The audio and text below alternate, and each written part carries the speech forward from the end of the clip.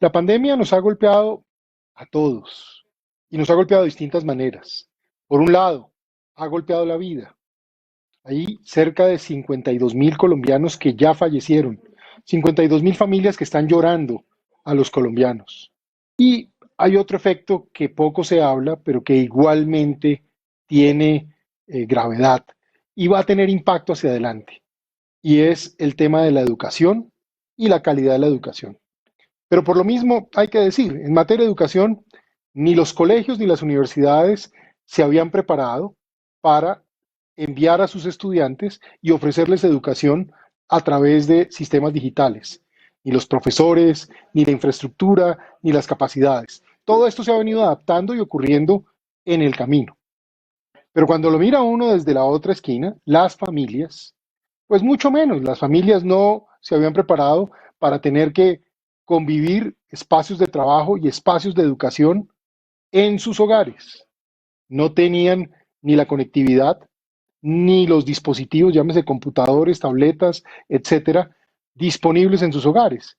Y por supuesto, entre más se analiza eh, los tipos de colegio, privados, públicos, oficiales, los estratos, la situación económica de cada familia, pues se empieza a presumir que había unas brechas muy grandes. Algunos datos que puedo dar. Por ejemplo, en los estratos uno y 2, el 49% de los niños tuvo enormes dificultades para tener conectividad y manifestaron que tenían esos problemas. Entonces, imagínense, la mitad de los niños de estrato 1 y 2 ya manifestaban que no podían conectarse.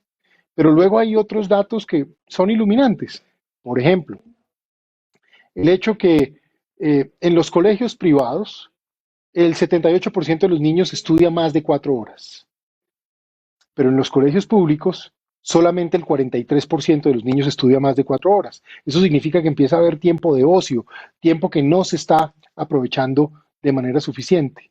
De otra parte, los padres, por ejemplo, manifiestan que en el 70% de los casos no sienten que haya el diálogo apropiado entre maestros y estudiantes que permita tener de una u otra manera el desarrollo educativo, hacer las tareas de manera apropiada. Un 30% de los padres manifiesta que empieza a ver a sus hijos deprimidos, tristes, aburridos. Y por el otro lado, cuando uno mira dispositivos, digamos, acceso a dispositivos, pues en el caso de los colegios públicos, solamente el 15% de los niños tienen acceso a tabletas. En el caso de los colegios privados, el 43% de los niños tienen acceso a tabletas. Y cuando se mira computadores, aunque mejoran las cifras, pues otra vez, los niños de colegios privados tienen más acceso a computadores y tabletas, los niños de colegios públicos menos acceso. Cuando se mira a deserción escolar, la encuesta detectó que el 2,5% de los niños de las familias encuestadas ya no está estudiando para el año 2020. Eso en Bogotá sería más o menos 32.000 niños. Pero lo que se vislumbra para el 2021 es que si siguen las condiciones como están, ya no serían el 2,5%, sino el 7,5%, es decir, más de 100.000 niños que no estarían yendo al colegio. Las condiciones epidemiológicas de la ciudad, el momento. Eso es lo que a nosotros, digamos, nos tiene en este momento, entendiendo que hicimos un plan de reapertura que nosotros lo llamamos gradual, progresivo y seguro, que para nosotros ganar confianza es fundamental, que para que nosotros, los maestros, entiendan que ellos van a ir al colegio asumiendo riesgos, pero que los vamos a mitigar, que los padres y madres vamos ganando confianza en que los niños, pero el momento en que está viviendo la ciudad, pues no nos permite. Nosotros, Ernesto, hoy, el corte de anoche, teníamos 868 educativas habilitadas para la reapertura, entre colegios públicos, colegios privados, jardines infantiles, instituciones de educación superior, 868. De ellos, 110 colegios públicos ya están habilitados. El resto, 290, están haciendo su proceso de reapertura. La reapertura nosotros la hemos planeado, yo insisto, teniendo los datos, haciendo barridos internacionales, mirando qué es lo que mejor puede suceder la reapertura debería ser la gran apuesta de la sociedad para que los niños tengan un espacio en lo que vayan. Que en lo que próximo, en este año, entendamos que no vamos a tener la educación del 2019, pero tampoco podemos tener la del 2020. Entonces, nuestro plan de reapertura incluye, primero, y Emiliana creo que fue enfática en algo que también para nosotros ha sido fundamental, la articulación con la Secretaría de Salud y con otras entidades. Esta no es una tarea únicamente que sea de la Secretaría de Educación. Aquí quien nos dice a nosotros son los epidemiólogos, es la Secretaría de Salud. Entonces, primer elemento, esa articulación para nosotros es fundamental. Otro elemento, adecuar los colegios a toda la infraestructura, los protocolos. Entonces, nosotros estamos acompañando a todos los colegios, haciendo intervenciones en infraestructura, los baños, los lavamanos, cómo nosotros vamos ganando esa confianza en que la infraestructura también se va a dar. Protocolos de bioseguridad, nosotros hicimos unos protocolos generales, pero cada colegio los tiene que articular. Ayer, por ejemplo, un colegio Toscana me mandó cómo ellos esos protocolos que nosotros construimos y que los estamos acompañando, ellos los volvieron a su colegio. Entonces nos dicen, en este salón pueden estar tantos o aquí, ¿cómo vamos a entrar? Eso tenemos que hacerlo en todos los colegios, los protocolos, las intervenciones, las demarcaciones. Nosotros tenemos que saber el distanciamiento, la importancia, entonces todo eso lo tenemos que demarcar. El diálogo con los maestros y las maestras, para nosotros es absolutamente claro. Maestros con comorbilidades, maestros mayores de 60 años, no van a estar en la presencialidad, pero van a estar apoyándonos en ese otro trabajo de los estudiantes o que no van, porque también tienen condiciones particulares, o sus padres no quieren que los niños o las niñas o sus madres vayan al colegio. Esos maestros y maestras, trabajar con los maestros es fundamental. Como tú bien lo señalas, tenemos menos tiempo dedicado al aprendizaje, podríamos decirlo así, baja motivación, baja concentración e incluso ansiedad asociada a estos procesos. Eso es lo que se revela en la encuesta. Además, hay una brecha. O sea, cuando uno mira los problemas de motivación, de concentración, de atención y el tiempo dedicado, parece diferir de manera importante según la condición socioeconómica, en este caso el estrato socioeconómico, y según el tipo de institución. ¿Cuál es la preocupación que yo tengo? Yo creo que la preocupación, como bien lo dice Edna, en la ciudad de Bogotá, no en el país, no es tanto el tema de deserción. Es que el aprendizaje no está siendo el mismo. Esas brechas de aprendizaje entre diferentes grupos socioeconómicos están creciendo y con el tiempo las consecuencias que va a tener van a ser muy grandes en este sentido. Seguramente vamos a ver con los años consecuencias sobre el acceso, por ejemplo, a la educación superior, que ya es de por sí desigual.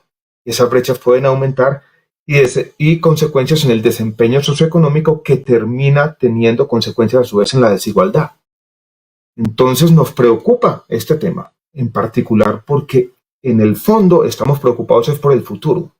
Lo que está ocurriendo hoy y que estamos vislumbrando en esta encuesta, en lo que se va a traducir con el paso del tiempo, es en una concentración de las oportunidades económicas según la condición u origen socioeconómico. Y eso no puede pasar. En el fondo, lo que estamos diciendo es lo que empezamos a vislumbrar es vamos a tener con el tiempo, en una década un poco más, una sociedad más injusta. Esas son las consecuencias que yo quisiera poner sobre la mesa. Bueno, básicamente nosotros en nuestro colegio ya tenemos la confianza, ¿no? Tenemos que partir de perder el miedo de que personas profesionales como los que están acá nos están diciendo de que los niños, primero si llegan a portar, no son portadores y que de pronto no van a infectar personas de nuestro hogar. Entonces tenemos que alimentar nuestra mente, digamos, con un poder especial de que no tenemos que tener miedo de enviar a nuestros hijos al colegio.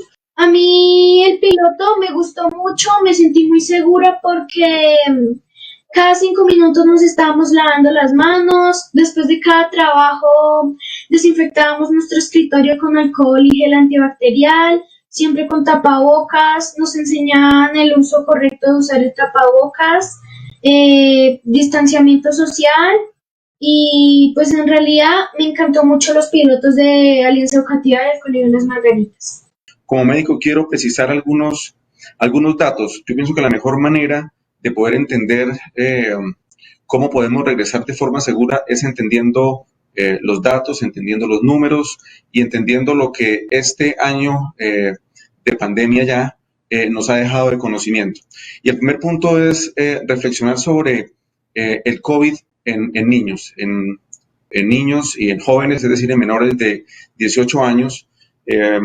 Recordemos que en marzo del año pasado la decisión de enviarlos a cuarentena con una población inicial que rápidamente se envió a cuarentena, partió principalmente de datos que teníamos de otras infecciones respiratorias previas, principalmente influenza, una infección que afecta mucho más a niños y a adultos mayores, y en la cual los niños juegan un papel muy importante como transmisores. Ese tema es de influenza.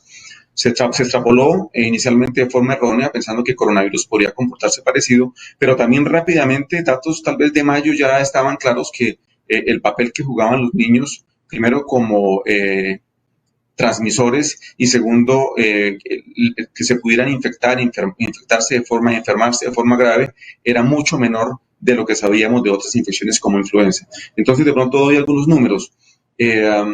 Hoy día los datos que tenemos del Instituto Nacional de Salud, datos de Colombia, y se parecen mucho a los datos de otras partes del mundo, muestran que estos 10 millones más o menos de colombianos menores de 18 años, que representan algo así como el 20% de la población, representan solamente el 10% de los casos de infecciones. Ya ese es un punto importante.